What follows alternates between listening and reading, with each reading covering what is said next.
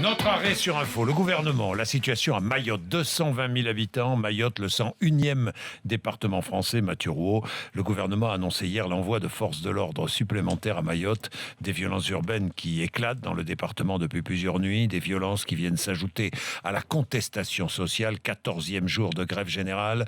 Depuis le 30 mars dernier, l'archipel de l'océan Indien. Je précise que c'est dans l'océan Indien. L'archipel est paralysé par une grève générale. Donc, Mathieu. Avec une revendication, l'égalité réelle par rapport à la métropole. Mayotte, archipel donc des Comores dans l'océan Indien, département français depuis 2011, 101e, mais les conditions de vie n'ont rien à voir avec la métropole. Les impôts sont 2 fois plus chers, les prestations sociales 2 fois moins conséquentes.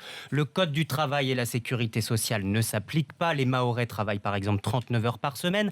La moitié des 220 000 habitants à moins de 18 ans. Mais les écoles ne sont pas assez nombreuses pour accueillir tous les élèves. Ils s'assoient parfois à 3 sur des bancs pour 2. Et puis, la plupart des retraités se retrouvent sans pension. Pourquoi ? Parce qu'ils n'ont pas cotisé.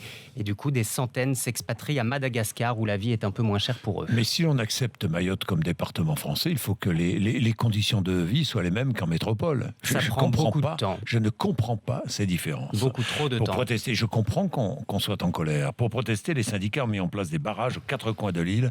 Tout est à l'arrêt. Plus aucun ouvrier sur les chantiers. Les écoles sont vides, les rues désertées, les magasins en rupture de stock. Oui. À Mamoudzou, la préfecture, les manifestants se réunissent sur les places. On voit les images.